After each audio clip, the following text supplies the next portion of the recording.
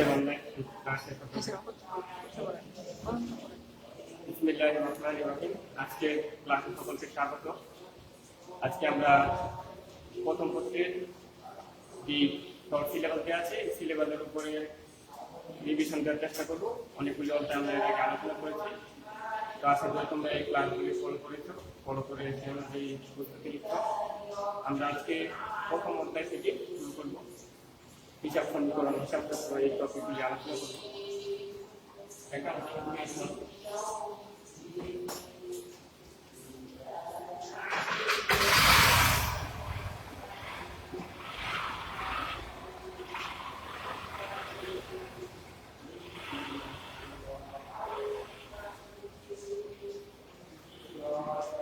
হিসাব চক্র এবং হিসাব সমীকরণ এগুলি আমরা আজকে মোটামুটি আলোচনা করার পরে আমরা রেওয়ামিল, দৃশ্যমান অদৃশ্যমান সম্পদ হিসাব রক্ষণ এবং আর্থিক বিবরণী সমস্ত অধ্যায়গুলি থেকে কিছু টিপস তোমাদের আলোচনা করবো, যাতে তোমাদের প্রস্তুতি নিতে বাসায় অংশগ্রহণ করতে সুবিধা হয়। এই জন্য তোমাদের পুরো ক্লাসটা ফলো করতে হবে। এই মডেল অ্যাকাউন্টিং ইকুয়েশন বা হিসাব সমীকরণ আমরা জানি হিসাবের প্রতিটি লেনদেন দুটি পক্ষ জড়িত থাকে, একটি পক্ষ ডেবিট এবং অপর পক্ষ ক্রেডিট, একটি পক্ষ সুবিধা গ্রহণকারী, একটি পক্ষ সুবিধা প্রদানকারী। তো আমরা লেনদেন চিহ্নিত করার জন্য যে বৈশিষ্ট্য সেটা হচ্ছে যে কোনো ঘটনা লেনদেন হতে গেলে অবশ্যই দুটি প্রভাব থাকে, একটা হচ্ছে আর্থিক অবস্থার পরিবর্তন এবং একটা হচ্ছে অর্থের অঙ্কে পরিমাপযোগ্য। এই দুটি বিষয় অবশ্যই সেটা খেয়াল রাখতে হবে। সেক্ষেত্রে কোনো ঘটনা যখন আর্থিক অবস্থার পরিবর্তন হয় এবং অর্থের অঙ্কে পরিমাপযোগ্য, এটা কি লেনদেন বলে বিবেচিত হবে। এইটি আমরা সমীকরণ আকারে হিসাব সমীকরণের মাধ্যমে আমরা লেনদেনের প্রভাব বিশ্লেষণ করতে পারি, অর্থাৎ বাম পক্ষ এবং ডান পক্ষ সমান, অর্থাৎ যেটা মৌলিক হিসাব সমীকরণ বা বেসিক অ্যাকাউন্টিং ইকুয়েশন। এখানে তিনটা উপাদান,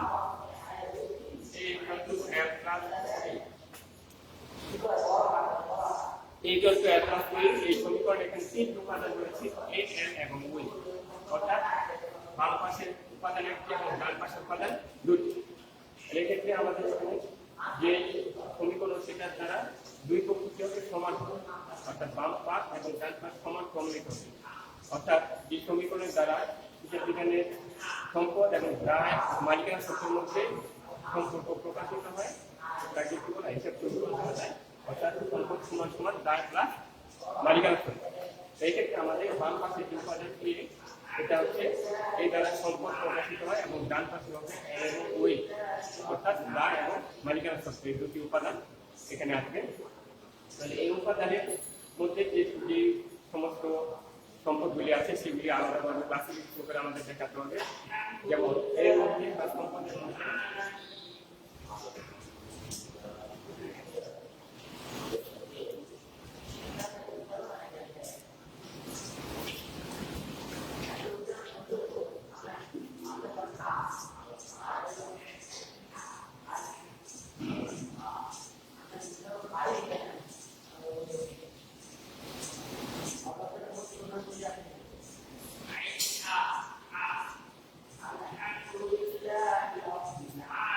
এখানে তিনটি যে কারেন্ট অ্যাসেট আসবে, এখানে ইনভেস্টমেন্ট এবং ফিক্সড অ্যাসেট, তিনটি উপাদান আসবে সম্পদের মধ্যে।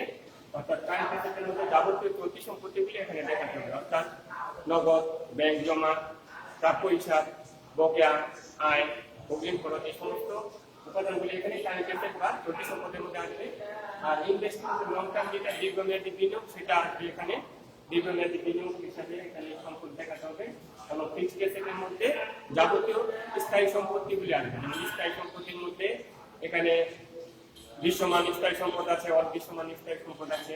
দৃশ্যমান স্থায়ী সম্পদের মধ্যে আসবাবপত্র, দালান কোঠা, যন্ত্রপাতি এগুলি আসবে এবং অদৃশ্যমান সম্পদের মধ্যে পেটেন্ট, কপিরাইট, ট্রেডমার্ক, গুডউইল, এই ধরনের সম্পত্তিগুলি আসবে। অর্থাৎ এই সমস্ত সম্পত্তিগুলি এখানে হিসাব সমীকরণের বাম পাশে প্রভাবিত হবে। অর্থাৎ সম্পত্তি বৃদ্ধি পেলে যে সম্পত্তি আছে সবকিছু সম্পত্তি বাড়বে এবং যে সম্পত্তি কমবে সেটা কি হবে, ভিউ করে দেখা যাবে সম্পত্তি। এটা হচ্ছে বাম পাশের উপাদান। এই বাম পাশের মধ্যে অর্থাৎ সম্পদের মধ্যে আমরা এই তিনটা ক্যাটাগরির মধ্যে ভাগ করবো, চলতি সম্পদ, দীর্ঘমেয়াদী বিনিয়োগ এবং স্থায়ী সম্পদ। আর ডান পাশে যে উপাদান সেটা হচ্ছে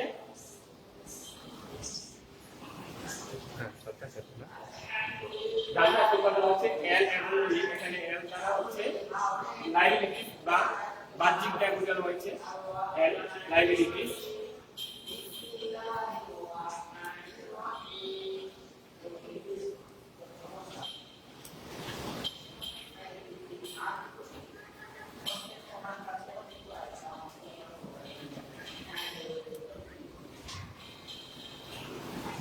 লাইবিলিটিস অর্থাৎ ব্যবসা প্রতিষ্ঠানের দায়কে দুটি ভাগে ভাগ করা যায়, একটা হচ্ছে ইন্টারনাল লাইবিলিটিস আর একটা হচ্ছে এক্সটার্নাল লাইবিলিটিস। আর এক্সটার্নাল লাইবিলিটিস হচ্ছে বাহ্যিক দায় এবং ইন্টারনাল লাইবিলিটিস হচ্ছে অন্তদায় বা অভ্যন্তরীণ দায়। এখানে এল বা লাইবিলিটিস দ্বারা হচ্ছে বাহ্যিক দায়, ব্যবসা প্রতিষ্ঠানের নিকট তৃতীয় পক্ষের যে দাবি সেটাকে কি বলা হয়, বাহ্যিক দায় বলা হয় অর্থাৎ লাইবিলিটিস। যেমন ঋণ, রোজ হিসাব, বকেয়া করা, এগুলি আসবে এখানে বাহ্যিক দায়ের মধ্যে এই উপাদানগুলি। আর অন্তদায় বা ওনারশিপ যেটা মালিকানা সত্ত্ব অর্থাৎ ব্যবসা প্রতিষ্ঠানের উপরে মালিকের দাবি বা অধিকারকে মালিকানা সত্ত্ব বলা হয়, যেটাকে ওই বলা হয় ওনারশিপ। এখানে মালিকানা সত্ত্ব নির্ণয় করার ক্ষেত্রে আমাদের কয়েকটি উপাদান এখানে আমাদের খেয়াল রাখতে হবে, যেমন সি প্লাস আর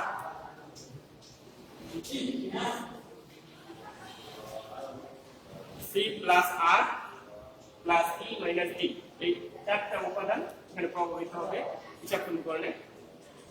এখানে সি দ্বারা কি বোঝাবে, ক্যাপিটাল, ক্যাপিটাল বা মূলধন, আর দ্বারা রেভিনিউ, ই দ্বারা এক্সপেন্স বা খরচ, ডি দ্বারা ড্রয়িংস বা উৎপাদন।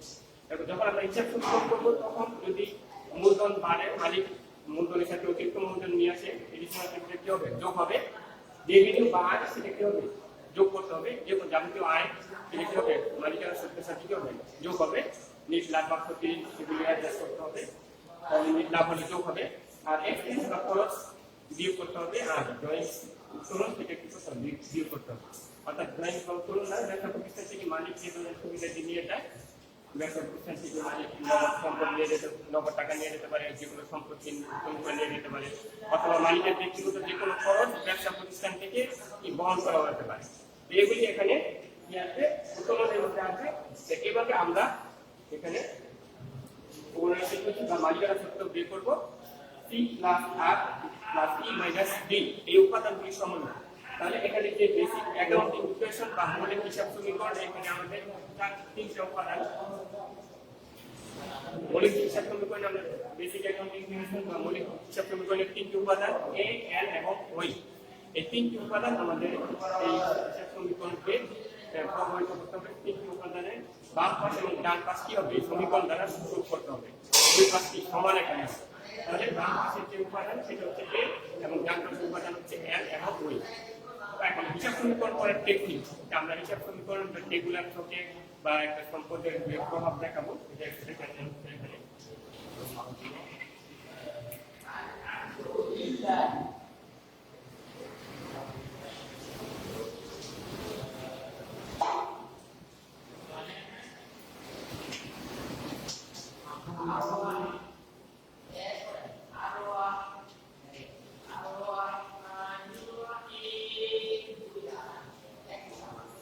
নগদের আসবাবপত্র কর 10,000 টাকা।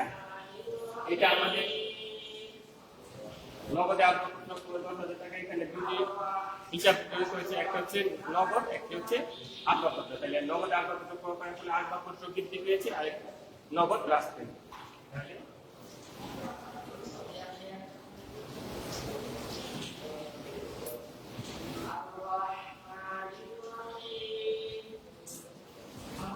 আসবাবপত্র প্লাস এখানে বৃদ্ধি পেয়েছে আর নগদ মাইনাস হয়েছে। তাহলে যখন আমরা হিসাব সমীকরণ করব, এখানে কলম দেখাতে হবে সম্পত্তিগুলি, যতগুলি সম্পত্তি আছে সবগুলি সম্পত্তি আমরা এখানে নিয়ে আসবো।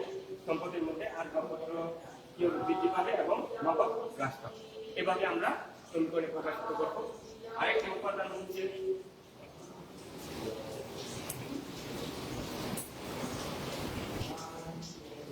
মূলধন আয়। মালিক কর্তৃক মূলধন আয় করা হলে এটা কি হবে,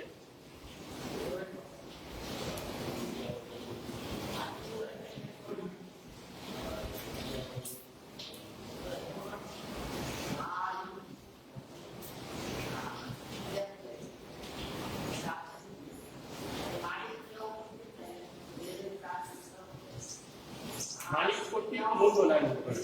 মূলধন আনা বলে একটা প্রতিষ্ঠানের নগদ অর্থ বৃদ্ধি পাবে এবং মালিকের মূলধন বৃদ্ধি পাবে। তাহলে দুইটি হিসাব জড়িত আছে এখানে, নগদ এবং মূলধন।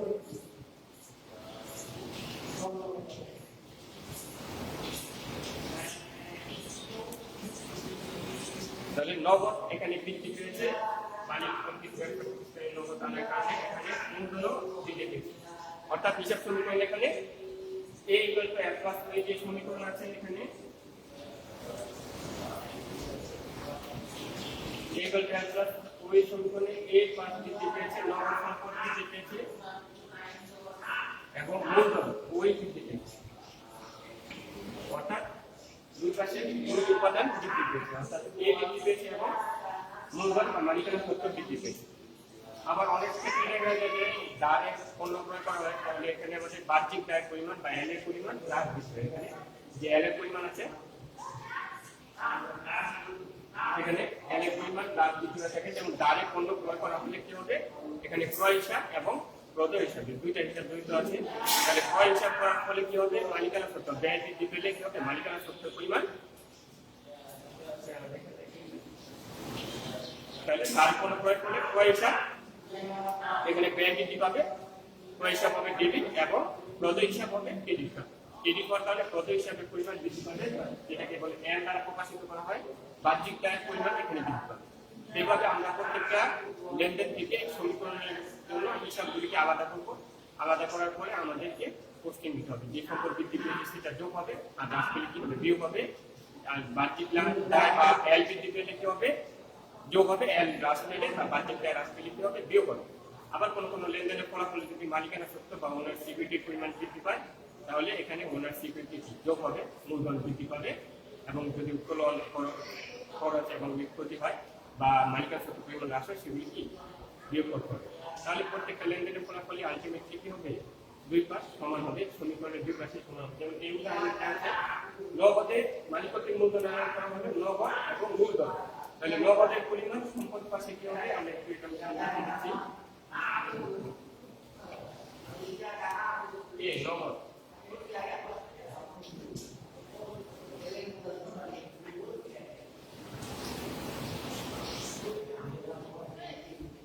নগদ বৃদ্ধি পাবে 10,000, এপাশে মূলধন বৃদ্ধি পাবে 6,000। সমীকরণ এই পাশে এখানে এ বৃদ্ধি পাবে 10,000 এবং ওই মূলধনের পরিমাণ বৃদ্ধি পাবে 10,000। তাহলে কি সমীকরণটা কি হবে, সমান হবে 10,000 টাকা দুই পাশে। এভাবে প্রত্যেকটা লেনদেনে আমরা সমীকরণ করার সময় পোস্টিং দিব, যাতে কি হয়, হিসাব সমীকরণে দুই পাশ প্রভাবিত হয়েছে, এটাকে আমাদের প্রুফ করে দেখাতে হবে। আলটিমেটলি একটা নির্দিষ্ট সময়ের যতগুলি লেনদেন আছে সবগুলি করার পরে কি হবে, a + l + ওই, এটা পরিপূর্ণভাবে দুই পাশ সমান হবে, দুই পাশের ফলাফল রেজাল্টটা মিলে যাবে, ডেবিট এবং ক্রেডিট পাশ কি হবে।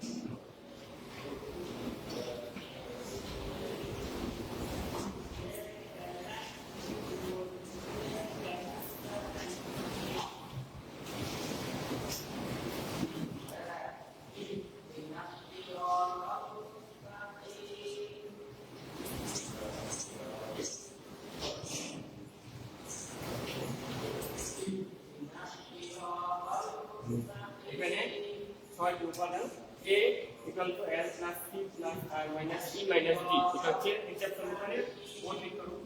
হিসাব সমীকরণের বর্ধিত রূপের ফলে আমরা এখানে কয়টি উপাদান পাই, a বা সম্পদ l, c, r, e, d। তাহলে এখানে l থেকে l বাহ্যিক দায় আর মালিকানা সত্ত্ব, এই উপাদানগুলি সমান হচ্ছে মালিকানা। অর্থাৎ কোনো প্রশ্নে যদি বলা হয় মালিকানা সত্ত্বের পরিমাণ নির্ণয় করো, তাহলে আমাদের যে করতে হবে, মূলধনের সাথে আয় যোগ হবে, মূলধন প্লাস আয় মাইনাস ব্যয় মাইনাস উত্তোলন। এভাবে আমরা কি করবো, মালিকানা সত্ত্বের পরিমাণ নির্দিষ্ট সময় শেষে বের করব।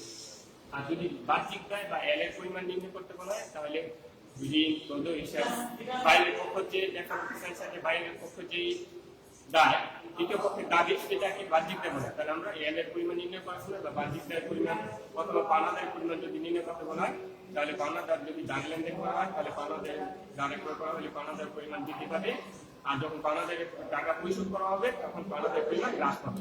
এভাবে আমরা বাহ্যিক দায়ের পরিমাণ কি বের করতে পারি। আর যদি বলে যে চলতি সম্পদের পরিমাণ নির্ণয় করো কারেন্ট কেসে, তখন আমরা বের করবো নগদ, প্রদয়, বাক্য হিসাব, ব্যাংক জমা, বকেয়া, আয়, অগ্রিম খরচ, এই সমস্ত কিছু সমন্বয়ে কি করবো আমরা চলতি সম্পদের পরিমাণটা বের করবো। আর যখন আমরা মোট সম্পদের মধ্যে স্থায়ী সম্পদের মধ্যে আবার ক্যাটাগরি আছে, অদৃশ্যমান সম্পদের পরিমাণ, মোট অদৃশ্যমান সম্পদের পরিমাণ নির্ণয় করো, তখন আমাদের পেটেন্ট, কপিরাইট, ট্রেডমার্ক এগুলি অর্থাৎ সুনাম, যন্ত্রসূত্র, প্যাটেন্ট এগুলি আমাদের কি করতে হবে, যোগ করে মোট অদৃশ্যমান সম্পদের পরিমাণ নির্ণয় করতে হবে। আবার যখন আমরা মোট সম্পদের পরিমাণ নির্ণয় করবো তখন অদৃশ্যমান প্লাস দৃশ্যমান দুইটা যোগ করে যে টোটাল অ্যাসেটের পরিমাণ নির্ণয় করবো। তো এখানে আমাদের যেই হিসাব সমীকরণের আলোকে আমরা একটি আর্থিক অবস্থার বিবরণী বিভিন্ন ধরনের কোশ্চেন কি সলভ করতে পারি। অর্থাৎ মোট চলতি সম্পদের পরিমাণ নির্ণয়, মোট টাইম পরিমাণ নির্ণয়, তারপর দীর্ঘমেয়াদী বা স্থায়ী সম্পদের পরিমাণ নির্ণয়, এই বিষয়গুলি আমরা কি করবো ক্যালকুলেশন করে বের করতে সহজ হবে যখন আমরা এই ক্লাসিফিকেশনটা সহজে জানবো। আচ্ছা, এটা এখন আমরা হিসাব চক্র নিয়ে আলোচনা করবো।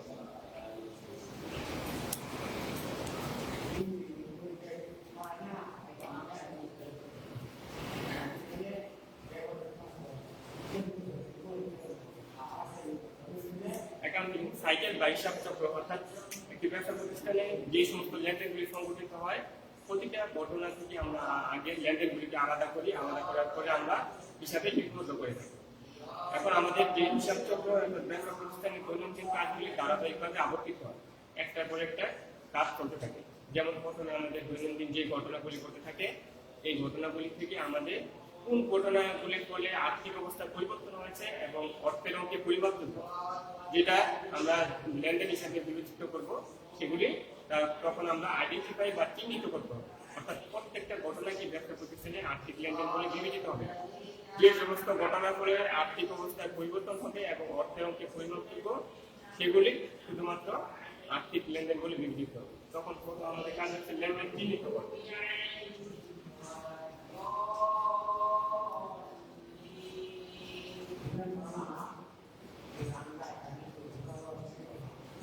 প্রথম আমাদের কাজ হচ্ছে ব্যবসায়িক যে লেনদেনগুলি সংঘটিত হচ্ছে সেই লেনদেনগুলি আমাদের চিহ্নিতকরণ করতে হবে, আইডেন্টিফাই করতে হবে। অর্থাৎ কোনো ঘটনার ফলে আর্থিক অবস্থায় পরিবর্তন হলে এবং অর্থের পরিবর্তন হলে সেটা কি হবে লেনদেন বলে বিবেচিত হবে। এবং সমীকরণের আলোকে যদি কোনো ঘটনার ফলে এই এল প্লাস ওই উপকরণে এ এবং এল অথবা এ এবং ওই যে কোনো দুটি উপাদান প্রভাবিত হয় অথবা একই উপাদানের পরিচিত প্রভাব হয়, অর্থাৎ একটি হ্রাস এবং একটি বৃদ্ধি পায়, সেটা কি লেনদেন করে বিবেচিত হয়। লেনদেন হওয়ার পরে আমরা সেগুলিকে লিপিবদ্ধকরণ করি বা রেকর্ডিং যেটাকে বলা হয়। প্রথম কাজ হচ্ছে আইডেন্টিফিকেশন অফ ট্রানজাকশন বা লেনদেন চিহ্নিত করা। লেনদেন চিহ্নিত করার পরে দ্বিতীয় ধাপে আমাদের লেনদেন লিপিবদ্ধ করতে হবে।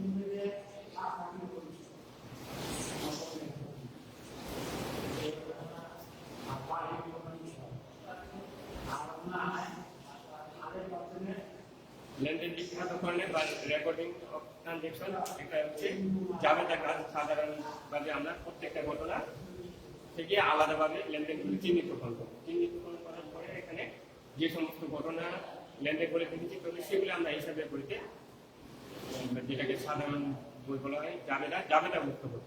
জাবেদাভুক্ত করার পরে তারিখের প্রমাণ অনুযায়ী আমরা লেনদেনগুলো ব্যাখ্যা দিয়ে জাবেদা করার পরে আমরা যে ধাপ আছে সেটা হচ্ছে খতিয়ান ভেরিফিকেশন।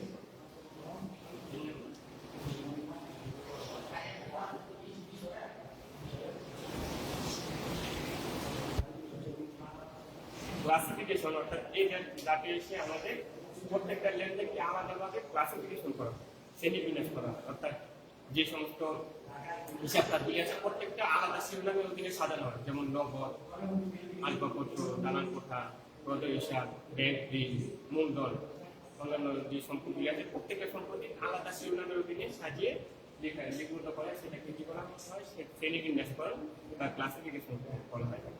এরপরে তাকে আমরা কি করবো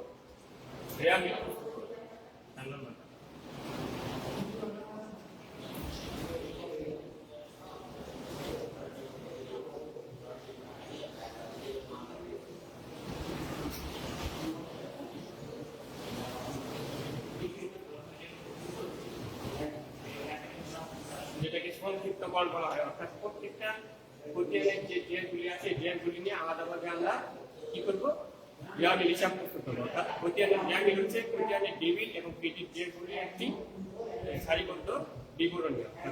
প্রত্যেকটা হিসাব পাত থেকে শ্রেণীবিন্যাস করা হচ্ছে খতিয়ানের যেগুলি আলাদাভাবে সাজিয়ে কি করা হয়, রেওয়ামিল প্রস্তুত করা এবং রেওয়ামিলের দুই পাশে হবে সমান হবে, ডেবিট এবং ক্রেডিট কি হবে সমান হবে। আর রেওয়ামিল প্রস্তুত করার পদ্ধতি আগে আলোচনা করেছি, এখন সংক্ষেপে একটু আলোচনা করে দিচ্ছি। অর্থাৎ রেওয়ামিলে যাবতীয় সম্পদগুলি, সম্পদ, খরচ, উত্তোলন এগুলি কি হবে ডেবিট পাশে আসবে। এখানে সম্পদগুলি আমাদের আলাদাভাবে ক্লাসিফিকেশন আগে আলোচনা করা হয়েছে, এবং দায়, মালিকানা সত্ত্ব এবং মূলধন এগুলি সংক্রান্ত যতগুলি আছে সেগুলি কি হবে ক্রেডিট হবে। যেমন দায়ের মধ্যে প্রতি হিসাব, ব্যাংক, ঋণ, বকেয়া খরচ এগুলি, এবং মূলধন, অতিরিক্ত মূলধন এবং মূলধন থেকে গেলে মালিকানা সত্ত্ব আয় যেগুলি আছে, যেমন বিক্রয় আয়, সেবা প্রাপ্তি, সেবা আয় থেকে প্রাপ্তি, কমিশন প্রাপ্তি, ঠিকানা সেলামি, বিনিয়োগের সুদ, এগুলি সমস্ত কিছু হবে কি ক্রেডিট পাশে আসবে। অর্থাৎ আয় হিসাবে এগুলিকে দেখা হবে।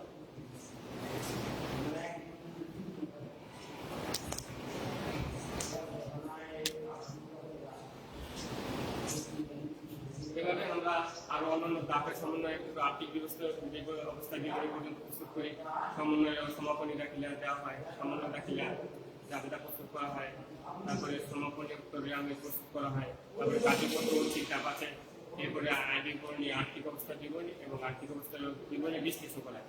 পর্যায়ক্রমে ডাকগুলি আমাদের কমপ্লিট করতে হবে। অর্থাৎ হিসাব চক্রের মধ্যে আমাদের প্রথমে লেনদেন চিহ্নিত করতে শুরু করে আর্থিক বিবরণী বিশ্লেষণ, আর্থিক বিশ্লেষণ পর্যন্ত প্রত্যেকটা ডাকে কি হবে পর্যায়ক্রমে কি আবর্তিত হতে হবে।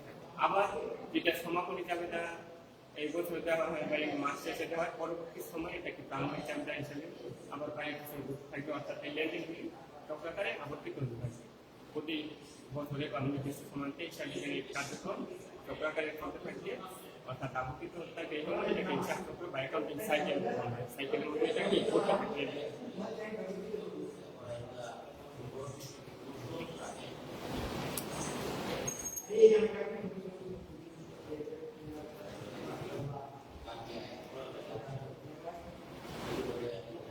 এরপরে তোমাদের এখন যেটা অ্যাসাইনমেন্ট দেওয়া হয়েছে সেটা প্রথম অ্যাসাইনমেন্ট ছিল হিসাব চক্রের উপরে। এখানে প্রশ্ন ছিল যেটা ফার্স্ট ইয়ার অ্যাসাইনমেন্ট তোমরা ফলো করে থাকবে, যে তোমরা দ্বিতীয় বছর করো, এই অ্যাসাইনমেন্টগুলি ফলো করলে তোমরা গাইডলাইন পাবে। তো তোমাদের এখানে যে হিসাব সমীকরণ এবং রেওয়ামিল প্রস্তুত করার যে শব্দটি আলোচনা করা হবে, পদ্ধতি আলোচনা করা হলো এবং হিসাব চক্র দেখানো হলো এবং হিসাব সমীকরণ, এগুলি বেসিক অ্যাকাউন্টিং ইনফরমেশন মৌলিক জিনিস, এগুলো থেকে তোমাদের অনেক প্রশ্নের উত্তর দিতে শুরু হয়। এগুলো আমরা এখানে ফলো করব।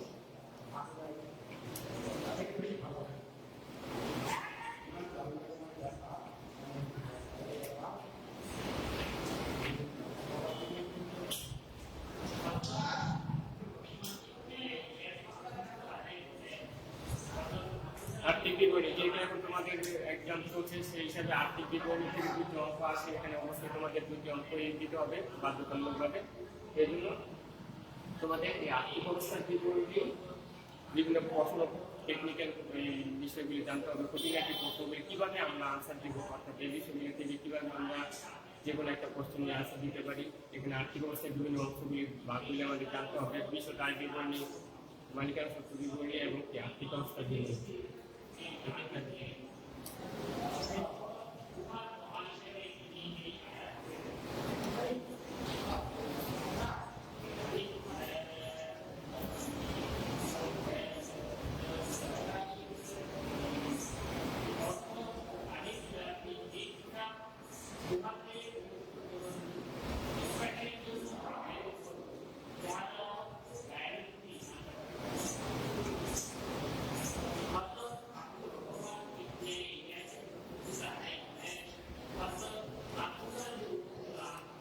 আর্থিক বিবরণীর মধ্যে বা ফাইন্যান্সিয়াল স্টেটমেন্টের মধ্যে আমাদের বিশদ আয় বিবরণী, কম্প্রিহেনসিভ ইনকাম স্টেটমেন্ট, তারপরে মালিকানা সত্ত্ব বিবরণী, ওনারশিপ স্টেটমেন্ট এবং আর্থিক অবস্থা বিবরণী, স্টেটমেন্ট অফ ফাইন্যান্সিয়াল পজিশন, এই তিনটা বিষয়ে আমাদেরকে অবশ্যই এখানে ভালো করে জানা থাকতে হবে। যে কোনো ধরনের প্রশ্ন থাকতে পারে এখান থেকে, অথবা বিশদ আয় বিবরণী আর্থিক থাকতে পারে, মোট লাভের পরিমাণ নির্ণয় করা, পরিমাণ নির্ণয় করা, তারপরে মালিকানা সত্ত্ব বিবরণী অর্থাৎ মালিকের মূলধনের পরিমাণ নির্ণয় করে এই প্রশ্ন থাকতে পারে।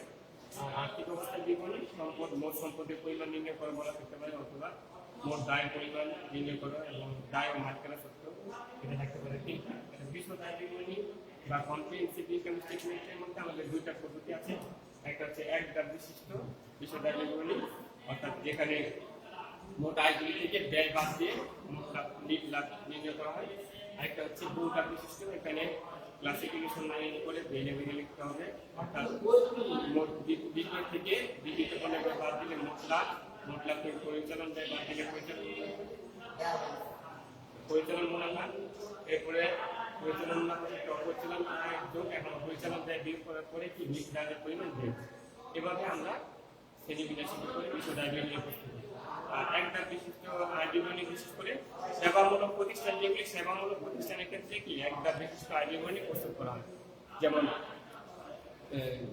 প্রকৌশলী, ডাক্তার, আইনজীবী যারা আছে তারা সেবামূলক কাজ করে থাকে। এই সেবামূলক আয় থেকে ব্যয়গুলি বাদ দেওয়ার পরে তাদেরকে লাভের পরিমাণ দেয়। এটা হচ্ছে একবার বিশিষ্ট বিশদ আয় বিবরণী। আর আরেকটা যেটা হচ্ছে সেটা মালিকানা সত্ত্ব বিবরণী, যখন বলা হয় সেটা আলোচনা করা হয় হিসাব সমীকরণের মধ্যে যে মালিকানা সত্ত্ব বা মূলধনের পরিমাণ নির্ণয় করা, তাহলে আমরা মূলধন প্লাস আয় মাইনাস ব্যয় মাইনাস উৎপাদন, মূলধনের সাথে অতিরিক্ত মূলধন কি হবে, যোগ হবে, ব্যয় বাদ দিতে হবে এবং আয় হলে কি হবে, যোগ করতে হবে, উৎপাদন করলে কি বিয়োগ করে কি মালিকানা সত্ত্বের পরিমাণ আমরা বের করব। এভাবে আমরা মালিকানা সত্ত্ব আর্থিক অবস্থার বিবরণী, যেটা প্রথম দিকে আলোচনা করা হয়েছে, সম্পদ দায় এবং মালিকানা সত্ত্ব এটা সমন্বয়। কোনো প্রশ্নে আমাদের বলা হয়ে থাকে মোট সম্পত্তির পরিমাণ নির্ণয়। সৃজনশীল কোশ্চেন যেহেতু সম্পূর্ণ একটা আর্থিক অবস্থার বিবরণীতে একটু বড় হয়ে যায় 4 নম্বর কোশ্চেনের জন্য, এজন্য আমাদের যতটুকু কোশ্চেন চাওয়া হয়েছে ওই অনুযায়ী আমাদেরকে আনসার করতে হবে। মোট সম্পদের পরিমাণ নির্ণয় করতে বলা হয়ে থাকলে আমরা এখানে মোট সম্পদের মধ্যে চলতি সম্পদ, দীর্ঘমেয়াদী বিনিয়োগ এবং স্থায়ী সম্পদ, মোট সম্পদ নিয়ে একবারে যোগ করতে হবে। যোগ করলে আমরা মোট সম্পদের পরিমাণ পেয়ে যাবো।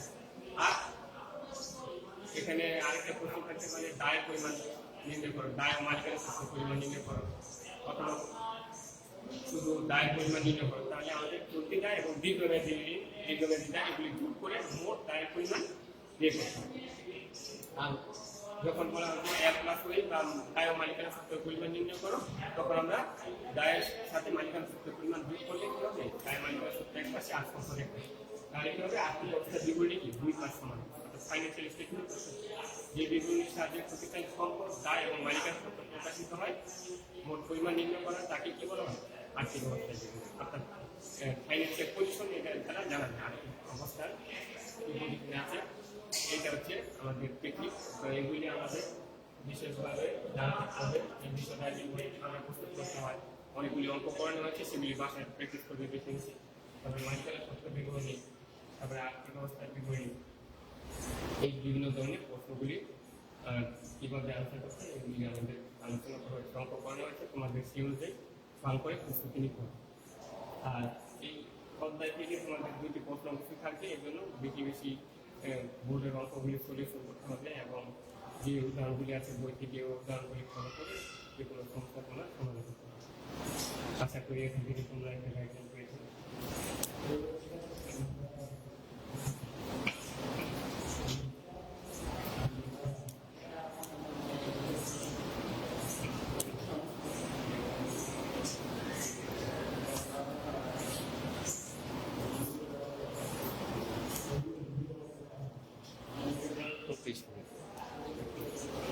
আজকে ক্লাসে আমাদের তোমাদের বাড়ি কাজ দেওয়া হবে, হিসাব চক্র,